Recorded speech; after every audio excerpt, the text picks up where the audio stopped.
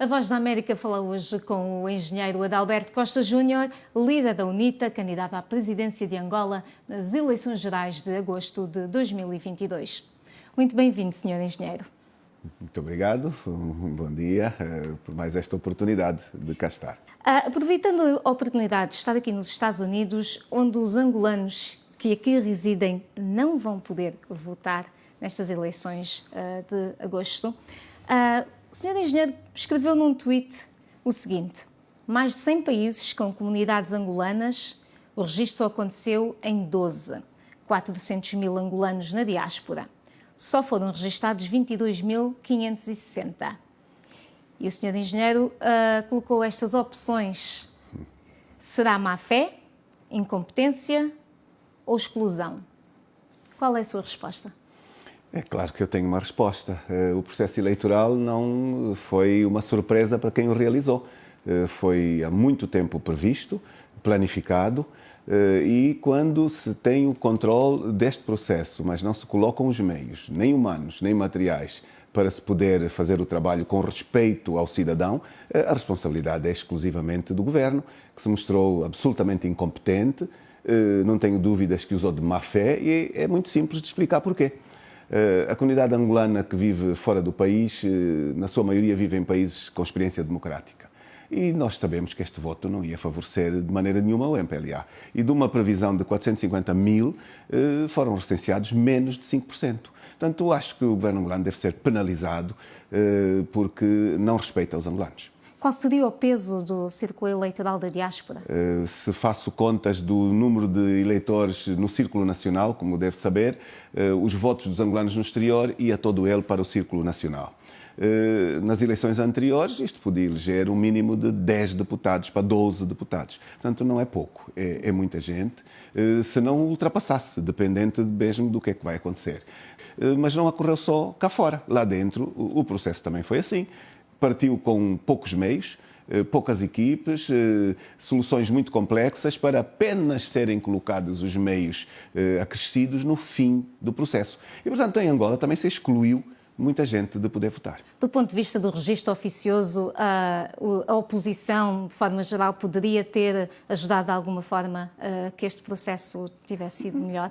Não podemos substituir o governo nas suas responsabilidades. Nós sempre estivemos disponíveis para a campanha de educação cívica que nós propusemos, mas nunca fomos chamados. Fizemos o nosso trabalho. Eu devo dizer que a UNITA, pelo país inteiro, fez uma enorme campanha de incentivo à inscrição dos angolanos, mas o governo excluiu. Mas deixe-lhe chamar a atenção para um pormenor, tanto fora como dentro. É que no fim do processo do registro eleitoral, o governo anunciou números. A verdade é que os números finalmente anunciados são superiores àqueles que anunciou no fim do processo. Portanto, aqui há uma série de circunstâncias que nos dizem textualmente que estamos a lidar com um governo que não é sério. Anunciou 18 mil angolanos inscritos no exterior do país. Como é que depois de retirados aqueles que não tinham condições de votar, o número aumentou? Lá dentro também. O governo anunciou 14 milhões, com a necessidade de expurgar os mortos, que são muitos. Aquilo que nós sabemos é que são 100 mil por ano. Eu tenho a informação que desde 1996 não se expurgam os mortos do processo. Portanto, são superiores a 2 milhões e meio de mortos que fazem parte do registro. Não havia esse tribunal? Pois, este é que é o grande problema, porque estas informações são-nos dadas por dirigentes do MPLA. O próprio ministro declarou o número no fim do registro e, se levar apenas como referência, desde as últimas eleições para hoje, são 5 anos sem atualização. São 500 mil mortos em média que deviam sair. O número aumentou também, em vez de reduzir. É o momento de cada pessoa assumir que o futuro depende de si próprio, de ir votar, primeiro de ir aos BOAPs, que ainda estão abertos, e verificar o seu nome. Porque o governo não publicar as listas, como diz a lei, e a lei é claríssima, e mais uma vez fica muito mal ao governo ter ministros que são professores universitários e que dizem que lá onde diz publicação não significa publicação. Portanto, veja isto, mas é preciso irem verificar os seus nomes para terem a certeza onde vão votar e depois tomarem conta do vosso voto. E a inclusão de Abel Chivucovuco como número 2 já gerou algumas reações negativas entre os militantes. Não é verdade. Não gerou nenhuma reação de militantes. As manifestações que houve ontem, os protestos em frente ao Tribunal Constitucional. Não houve nenhuma manifestação. Veja este pormenor, o que é interessante de ver. A lei em Angola proíbe manifestações em frente e na proximidade dos órgãos. Mas aquelas manifestações que são autorizadas, já se diz quem é que as organizou. Foi o MPLA. E, portanto, não se tratam de militantes da UNITA. Esta é uma realidade de Angola. São os gabinetes de ação psicológica, da presidência, enfim, porque estavam mesmo à frente, a 30 metros de uma instituição. Portanto, é uma absoluta ilegalidade. Não são militantes. Independentemente de ter havido protesto ou não houve protesto nenhum. Mas, independentemente desse protesto. A estratégia que nós seguimos foi uma estratégia apoiada no Congresso, debatida do topo à base e aplaudida pelos militantes. E, portanto, nós tivemos a coragem de submeter uma lista que abriu espaço a outras realidades políticas, abriu espaço à sociedade civil, o que vem demonstrar que a UNITA está madura, está preparada para trabalhar com os diferentes, e nós temos dito e estamos a fazer. Portanto, nós é o que se diz, mata a cobra e mostra o pau, pois nós fizemos uma lista que corresponde àquilo que os angolanos estavam à espera. Falou de coragem. E portanto, sem dúvida. Falou de coragem. Portanto, foi preciso coragem para incluir Abel Chivucovuco nesta lista, respondendo a supostas críticas que possam ter havido em relação a essa inclusão de Abel Chivucovuco como número 2? Não é preciso muito para se perceber os desafios que temos pela frente.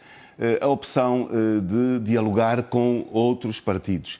E o caso do Abel não é um caso distinto. Dialogar com outros, dialogar com a sociedade e abrir um espaço do partido para esta participação, sem dúvida, obriga, antes da coragem, consulta às instituições.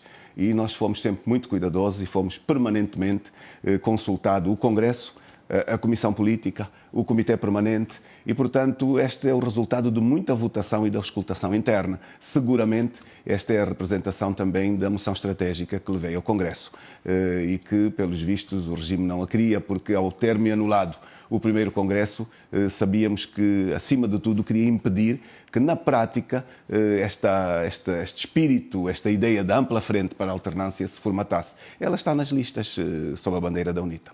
Ainda sobre Abel Chivucovuco, quer a UNITA ganhe as eleições ou não, é certeza que Abel Chivucovuco vai estar na bancada parlamentar, correto? Estará ele sujeito à disciplina da UNITA no Parlamento ou será ele um deputado independente?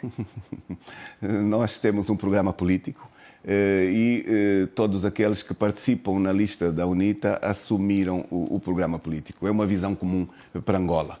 E, portanto, se esta visão comum para Angola existe, é quanto nos basta. E pedimos apenas o voto do cidadão. Como sabe, tenho anunciado muitas medidas. Para além destas, a questão do ciclo constitucional.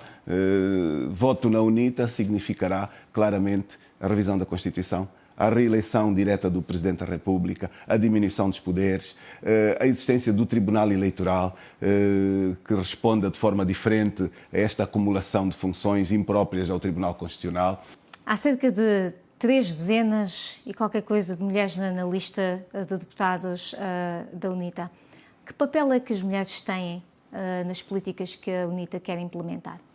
Eu tenho que ser muito sincero, nós não estamos ainda satisfeitos com a representação que temos. É preciso investir muito mais, porque a mulher é fundamental, não tem nada a dever ao homem. A mãe em África tem muito mais força do que o homem no seu espaço, no seu lar, na sua comunidade, pelo que nós temos muitos desafios de investimento no âmbito do empoderamento da mulher. A diferenciação positiva tem que continuar a ser uma realidade nossa. Nós dissemos, eleitos presidente, teremos um departamento específico que estudará permanentemente as formas de apoio ao empoderamento, eu diria, do rural ao urbano, em todas as condições, porque, de facto, este é um investimento com resultados, não para a mulher que faz o investimento, mas para toda a família, para toda a comunidade. Nós ainda não tivemos a oportunidade de ver o programa eleitoral da UNITA. Muito bem, não foi publicado ainda. Exatamente. Com o que é que os eleitores podem contar? Quais são as prioridades da UNITA para o OGE? Dê-nos algo. Muito simples. Nós publicámos o GIP na anterior campanha eleitoral. e vimos o JIP assaltado, até nos seus termos. Aquilo que foi uma criação da UNITA ficou imitado, embora sem a alma. E por isso é que depois Angola não conseguiu ver interpretados na prática muitas das sugestões, porque quem governa deve ser inteligente o suficiente para ir buscar ideias, inclusive na oposição. O governo atual não foi capaz de o fazer. Nós vamos publicar o manifesto eleitoral. E que vai sair do tempo próprio, porque se reparar, ninguém publicou, mesmo o partido que está no poder não publicou. Provavelmente ficou à espera de ver as ideias de outros. Nós temos este documento pronto. Sobre o Orçamento Geral do Estado, a pergunta é muito específica e a resposta também pode vir de forma muito, muito concreta. Acima de tudo, nós não temos tido uma fiscalização efetiva do Orçamento Geral do Estado. E temos um grande problema no Orçamento Geral do Estado, que é o facto de, com esta Constituição, atribuir-se ao Presidente da República a oportunidade de poder assumir empréstimos sem serem autorizados pela Assembleia Nacional, o que desvia claramente os cumprimentos do orçamento. Portanto, é muito grave quando se discute profundamente um plano estratégico como o Orçamento Geral do Estado, que o Presidente não vai à Assembleia defendê-lo. Este é um outro grande problema. A UNITA tem defendido a eleição direta do Presidente da República, tem muito a ver com a sua pergunta. Ao não ser eleito diretamente pelo voto do cidadão, apanha boleia num voto da Assembleia Nacional, sente que não deve ir lá prestar contas. E ao não ir lá prestar contas, não se sente a sua responsabilidade nem sequer na justificação daquilo que lá se discute. Isso é muito mau. Eu, quando fiquei na Assembleia, um dos meus grandes objetivos era trazer o presidente do MPLA e o presidente depois, não diria só da República, do MPLA, ao Parlamento. Mas depois o próprio Presidente da República sentir-se com o incentivo de ver o líder da oposição no Parlamento e ele vir para o debate político-constitucional. Infelizmente não foi, nunca. E, portanto, estes aspectos. Não é eleito diretamente e nós queremos fazer esta mudança. Temos a intenção de, numa eleição direta, substituir depois esta presença atual dupla em que é Presidente do Partido e é Presidente da República. Connosco isto não vai acontecer. Nós deixamos o partido sem correr o risco depois de trazer vantagens para quem tem o cartão de pertença. Este cartão de pertença faz muita diferenciação em Angola. Voltemos ainda para o Orçamento Geral do Estado. Sim. Acabar com estes orçamentos multimilionários que não passam pela Assembleia Nacional e que nos têm criado verdadeiros dramas e, como consequência, é que hoje o cidadão angolano paga metade do custo do orçamento é para a dívida pública. Não há fiscalização efetiva do OGE plena, porque depois o que nós propomos como iniciativa é votado contra nas comissões. Porquê? Porque não serve o país, na sua maioria, serve-se o partido. Mas voltando ao OGE, saúde, educação, defesa, quais são as prioridades? Temos anunciado medidas que estão nas propostas que nós estamos a distribuir daqui a muitos poucos dias. O manifesto eleitoral traz a absoluta necessidade de Angola respeitar os contratos que assina e os compromissos que assina, inclusive no plano regional. A SADC definiu 20% para a educação, 15% para a saúde. Nós estamos a menos de metade, mas é uma distância enorme. É importante que nós não estendamos demasiado o prazo, que nos leve dos orçamentos atuais aos objetivos de desenvolvimento estratégico que a região acordou e que Angola assina, mas não cumpre. Senhor Engenheiro, nessa nota, nós temos assistido em alguns países de África e da América Latina, apoiados em sistemas governativos com longa presença autoritária, a alternância tem sido de pessoas e não de sistemas. Não é? Sendo governo, como é que vai desmantelar um aparelho de Estado partidário sem que seja apenas uma troca de cores no aparelho de Estado? Nós, há uns anos a esta parte, que temos estado a sentar um pouco por todo o país e a conversar com toda a gente. Acima de tudo, para desmontar esse fantasma de que a UNITA, quando ganhar, vai substituir toda a gente. Um grande erro. Nós, se formos fazer contas das necessidades de quadros que Angola tem, nós estamos a uma distância enorme dos quadros necessários. Portanto, nós vamos precisar, durante muitos anos, de investimentos contínuos para chegarmos aos números necessários no âmbito das múltiplas profissões e das instituições que precisamos. Portanto, este elemento seja muitíssimo claro. Mas nós temos que investir muito também em quem já está a trabalhar. Nós temos que ter orçamentos fortes para atualização, para formação contínua, para a melhoria dos níveis dos quadros no âmbito do serviço que prestam, porque a qualidade dos serviços não é boa. Também, a muitos níveis. Portanto, não é uma educação apenas para os jovens, não é uma necessidade de suprir necessidades que não existem hoje, é também uma necessidade de investir em quem já lá está, potenciando a condição de poderem servir. Portanto, isto não deve assustar absolutamente ninguém, porque temos noção clara dos desafios que Angola precisa e temos noção porquê? Porque nós vamos ao encontro cidadão. Eu estou a vir de um périplo enormíssimo. Eu fiz, há menos de uma semana, 1000 quilómetros para o Quando Cubango. Passei o dia em audiências junto das comunidades, fizemos um ato público, terminou a noite, regressei por terra mais 1000 quilómetros para Luanda. Tem-se dito que o Sr. Engenheiro não ausculta o povo, não tem contacto com as bases. Falou agora que acaba de vir do Quando Cubango. Mas as imagens estão todas. Sabe quem é que faz estas afirmações? Provavelmente aqueles que não me entrevistam. Eu em Angola não sou entrevistado, eu tenho um boicote por parte do regime que tem os direitos todos dos seus comícios, desrespeita a Constituição, desrespeita a lei dos partidos políticos, desrespeita a lei de imprensa, desrespeita a lei eleitoral, procura vantagens embaixo da mesa. Que credibilidade tem quem tem esta atitude? Eu penso que, se pensarem bem, estão-nos a fazer propaganda favorável, porque quando alguém que está no poder há tantos anos chega às campanhas e só nessas alturas é que sabe que existe povo, é só nessas alturas que baixa os preços, é só nessas alturas que aparece a dar subsídios a toda a gente. Pior, viola as leis porque pratica um crime, o crime da corrupção eleitoral, porque distribui, através de fundos públicos, uma série de bens proibidos por lei. Mas, volto de novo a nós, as imagens estão nas redes sociais, em todo o lado. Porque são as redes sociais hoje que nos permitem chegar ao cidadão, porque nós temos uma ordem, diria assim, embora se negue, mas temos isto, nós temos programas nas televisões, que em vez de nos facultar acesso, são programas para desmontar a nossa mensagem. Permanentes, há anos. Isto ajuda o cidadão a perceber que a Angola desenvolvida não existirá sem uma liberdade na comunicação social.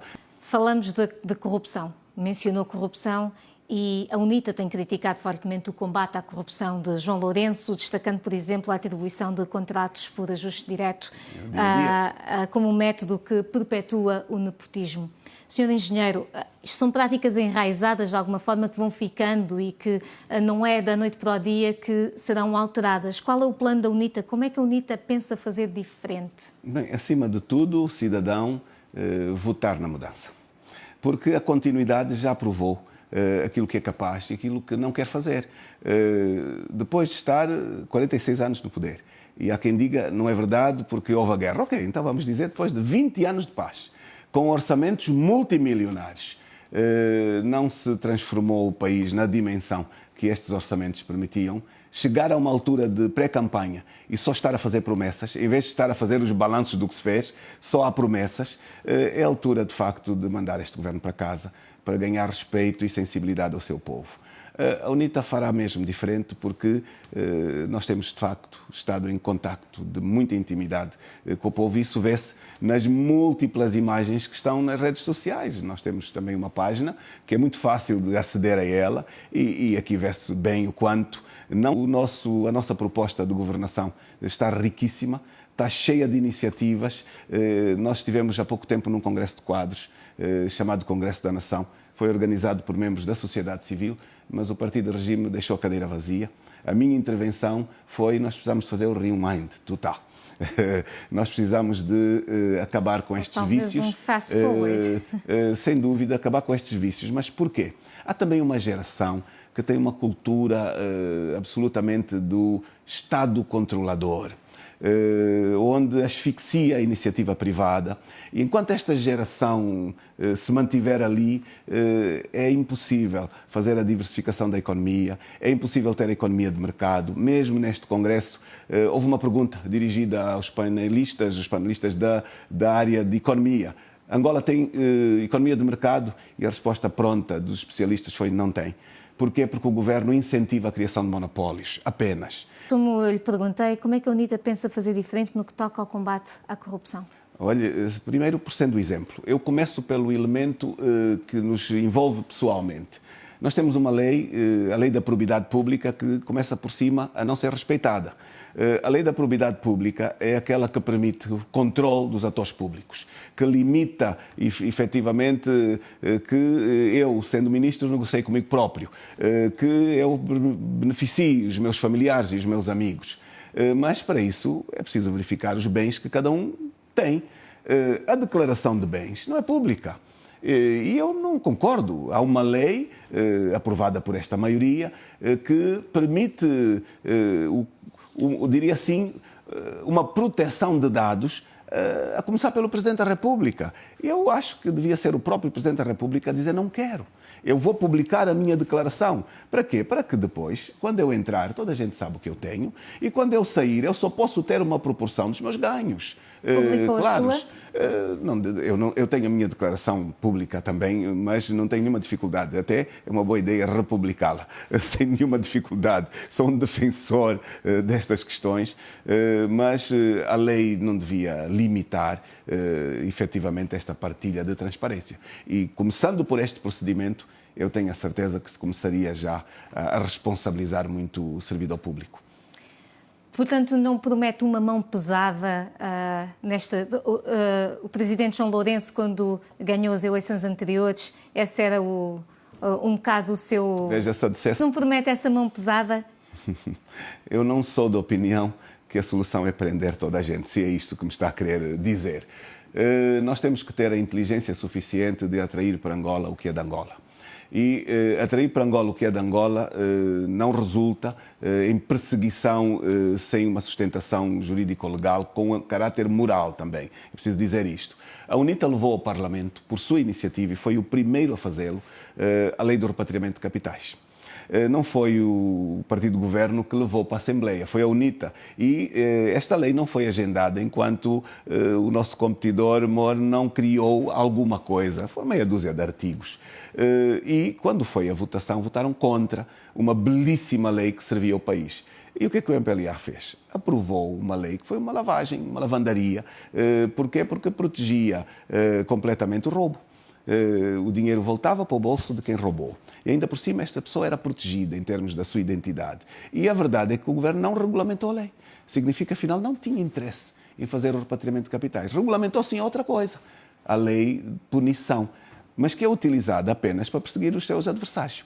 Não é para fazer devolução dos membros do governo que roubaram substantivamente, que toda a gente sabe quem são, mas que os seus não têm processos, inclusive. A PGR também, me parece que aqui está um bocado maniatada nestes níveis de incumprimento, de se considerar a lei igual para todos. Portanto, nós achamos que nós devíamos ser criativos, sentar com toda a gente, dialogar com toda a gente e dividir o mal, enfim, a meio. O que é que isso significa? Levar ao Parlamento a lei que nós já lá colocamos, fazê-la aprovar. Esta lei permite que, de facto, o erário público receba voluntários que queiram devolver fundos e que permita uma parte deste dinheiro ficar na mão deles, mas para investimentos de criação de emprego. Porque, senão, os empregos são criados fora do país. As pessoas estão a fazer hoje projetos um bocado por todo o mundo e Angola com absolutas necessidades destes recursos. Vamos falar então da questão da imprensa. Falava há pouco que a UNITA é bloqueada e, de forma geral, toda a oposição queixa-se da comunicação social estatal. Como é que se pode esperar uma mudança de cobertura editorial que não seja de submissão ao Estado? Muita gente hoje que começa também a responsabilizar alguns jornalistas. no âmbito da autocensura que se impõe. Indiscutivelmente, os conselhos de administração têm responsabilidades substantivas. Hoje não é só o Sr. Ministro. Os conselhos de administração das TPAs, da Zimbo, atuam em absoluta violação da lei e são chefiados e liderados por pessoas com maturidade, com formação. É absolutamente escandaloso e inaceitável o mau trabalho que prestam ao país. Eu dou-lhe só um pequenino exemplo. O que é que aconteceu, por exemplo, em Cabinda? Eu fiz o comício de Cabinda no mesmo dia em que o MPLA fez o comício no Mexico. O comício do Mexico foi transmitido em direto, todo ele, e eu nem quero acreditar como é que é possível o Sr. Presidente da República sentir-se bem, apanhar uma boleia negada aos outros. Quer dizer, o papel que me parece de um Presidente da República é de um garante que se sai do seu nível partidário e representa efetivamente o respeito à lei e o interesse de todos, pois não é isto que está a acontecer em Angola. De tal forma que elogia, inclusive, este privilégio que lhe é dirigido. Isto é gravíssimo. Então o que é que se passou à noite? Estava, inclusive, num sítio com muita gente e apareceu a minha imagem de comício. E as pessoas todas ficaram admiradas porque não é comum aparecer na televisão pública a minha imagem. Então puseram som, mas eu estava a falar sem a minha voz estar a ser ouvida. Portanto, ficaram todos decepcionados. Estava a ser interpretado pelo jornalista do estúdio, que estava a dizer que todo o meu discurso era um elogio à governação. Portanto, veja a manipulação. E tão logo terminou esta imagem, surgiu um espaço do comício. Pensávamos que era o nosso, era o comício do MPLA. Portanto, nas nossas imagens, não dão a voz, manipulam os conteúdos, não passam as imagens. Isto é uma pouca vergonha sem limite. Isto vem de uma total sobreposição dos poderes legislativo e judicial pelo executivo, em absoluto. E, portanto, temos problemas. Acresce, a UNITA levou ao Tribunal Supremo um processo com 61 disquetes, com as provas das violações. Está engavetado.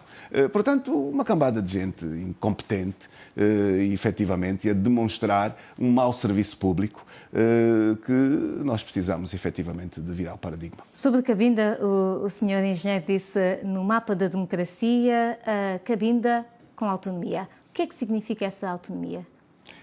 Em Cabinda também aprendemos algo. Nós não fomos para Cabinda apenas para levar um discurso. Nós fomos para Cabinda também para ouvir. E, acima de tudo, uma surpresa. Hoje em Cabinda, quem luta pela independência não são os mais velhos, na sua maioria. São jovens, são muitas mulheres, jovens mães, com posições de um radicalismo extremo. Motivo, a forma como vivem. Uma extrema pobreza. Como é que é possível poder-se explicar que um território tão rico como Cabinda tenha nas suas populações condições impróprias de dignidade de vida? É claro que tudo isto alimenta o espírito independentista. Nós aprendemos que para procurar uma solução é preciso dialogar com todos. E é em base ao diálogo construtivo e abrangente que nós pensamos em encontrar as soluções desta proposta e do modelo que anunciamos. Está aqui nos Estados Unidos. Qual é a importância destes périplos internacionais para a UNITA? É grande, não é só para a UNITA, eu diria para todo o mundo. O mundo é um mundo global. Hoje ninguém vive de forma isolada em nenhum local. E no caso de Angola é muito engraçado. Quando o partido do governo tem as suas ações externas, pode tê-las. Quando a UNITA tem, já não pode. Veja estas coisas. Portanto, isto demonstra também uma enorme sensibilidade aos atos que nós fazemos. Nós temos estado, de facto, a falar com toda a gente. Por múltiplas razões. Nós vamos ter poder e nós precisamos de criar confiança aos parceiros internacionais, em garantir uma transição com estabilidade, em garantir a continuidade do Estado, em partilhar a nossa visão de uma Angola desenvolvida, uma Angola moderna, uma Angola verdadeiramente democrática, uma Angola que não nos assusta nada a fazermos a reforma do Estado, a despartidarização das instituições, tudo aquilo que o MPLA nunca foi capaz de fazer, em realizar as eleições locais. E, portanto, são sempre movimentos de muita utilidade, embora tenhamos um acento nesta atualidade relativa à necessidade de termos um processo eleitoral transparente, verdadeiramente democrático e com fiscalização internacional. É natural que os Estados Unidos sejam um referente de extraordinária importância, porque são uma potência no mundo, um país com que Angola tem relações bastante próximas e, portanto, nós temos estado com uma calendarização intensa de diálogos com todas as instituições e penso que quando voltarmos daqui, vamos com o sentido de missão cumprida. Sr. Engenheiro, qual é o seu estado de espírito para as eleições de agosto deste ano? Nós vamos ganhar as eleições. Em democracia, seguramente. Nós estamos a enfrentar um ambiente não democrático, é um facto. Mas, para qualquer analista, mesmo com este ambiente não democrático, nota-se que o regime está muito nervoso. E, portanto, nós devemos organizar-nos, devemos continuar a incentivar o cidadão para que seja ele próprio um ator da mudança, para que ele próprio sinta que pode ser um influenciador do seu próprio futuro, e se esta mensagem chegar a uma maioria absoluta dos angolanos, seguramente nós temos condições de ter um paradigma de um país melhor para todos. Muito obrigada mais uma vez. Obrigado nós. A partir dos estúdios da Voz da América em Washington, D.C., foi a entrevista com o engenheiro Adalberto Costa Júnior.